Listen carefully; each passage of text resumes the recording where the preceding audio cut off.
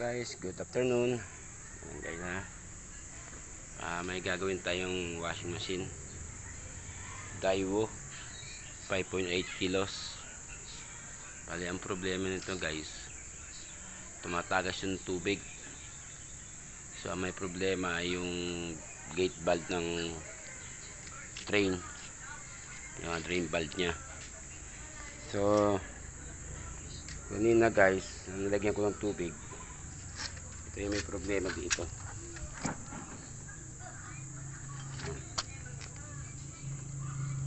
Yung drain valve nya.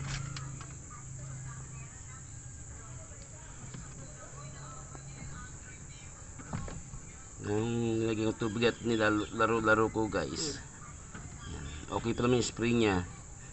Ang naging problema, maraming fiber ng damit na nakakalang sa valve nya, yung gasket valve nya, yung goma, kasi may rubber siya sa loob. Ito yung nakuha ko guys. Yan, kita nyo yan, na ipit sa valve nya, sa rubber valve, kaya naglilik yung tubig dito, kaya nauubos yung tubig sa washing tub nya. Ngayon, lagyan ulit natin ng tubig. Tingnan natin kung tatakas pa yung tubig. Ayan, yung tubig.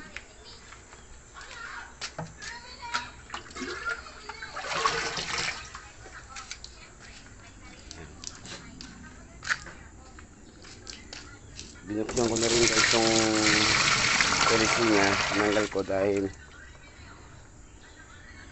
may maingay. May nakuha kong metal, parang contactor ng laruan. Minsan nga binuksan ko yan, mayroong piso, kaya kailangan bago ilagay yung damit, checkin muna yung mga bulsa. Ngayon tingnan natin guys kung tatakas pa ba yung tubig.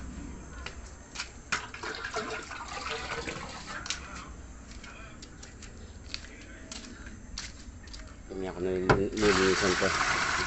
Ayan. So kita nyo guys, yan tubig.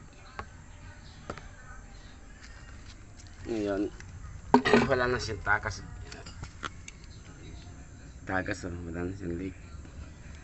Meron kunti na, dapat wala talaga ito. So pag ganyan ang washing machine nyo guys, na may tagas o may leak, ito agad ang may problema, yung drain valve nya. So tingnan natin guys, iangat ko kasi ito, nabali ito kanina, na aksidente na malutong na kasi, pero babarinahan ko na lang yan. Tingnan natin, iangat natin. Ayan. Tapos dapat pagbaba, okay na, i-stop kasi kanina dire-diretso siya,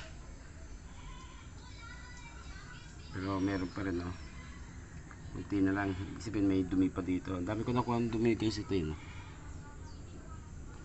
nakita nyo, yan ang dumi na galing dito sa loob ng drain valve nya. Sinubukan kong buksan to guys, pero matigas masisira ko to pag sinilsil ko ng flat screw. Kailangan ko ng pampihi talaga para dito, para mapalitan na rin ng bagong bagong rubber valve nya, gasket. Dahil sa washing tub nya, kita nyo guys, may leak na rin yung yung kanyang ball bearing nya. So dapat ma-repair agad to, dahil kung hindi, kakalawangin tong mga motor nya. Yan ang mga motor.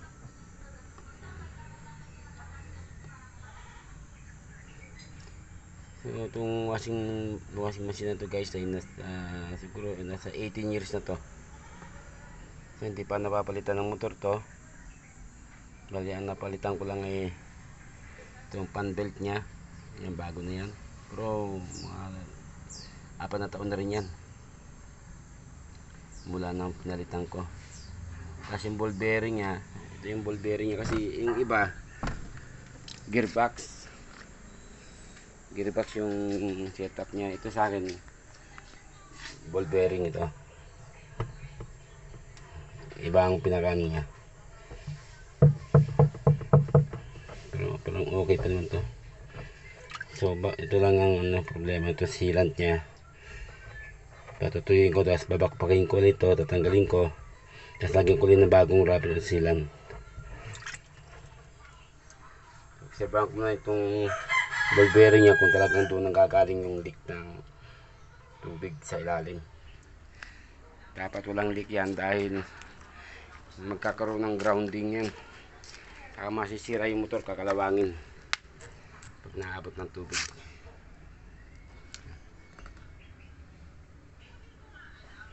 So guys, babarinahin ko muna to yan, para malaro natin to.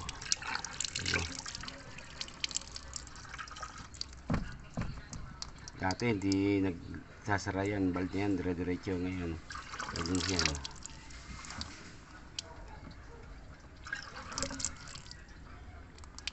Pag yung nag-leak, gawin nyo, laro-laruin nyo muna tong valve nya para matanggal yung mga nakakalang o nakakalsong fiber ng damit, kaya hindi niya mailapat na yung rubber, kaya nagdilik yung tubig.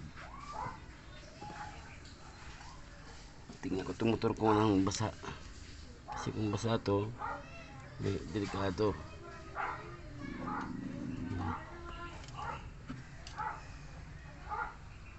So makikita nyo guys, medyo basa na yung kanyang alikabok niya. Ibig sabihin maano na yung tubig galing dito sa washing tub niya sa ball bearing, umiikot yan, tas may leak na tubig, so sumasama yung tubig dito, kaya nababasa yung motor. Dapat hindi nababasa yung motor niya.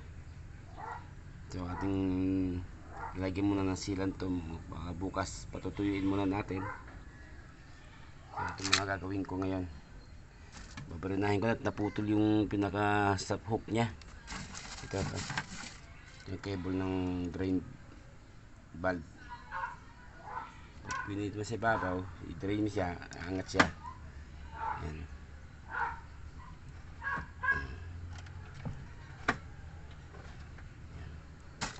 Pag angat yan, angat yan. Tapos pag binitaw mo, magsasara siya. Okay guys, thank you for watching, at babarinahin muna natin para magawa natin ng paraan na magamit to dito.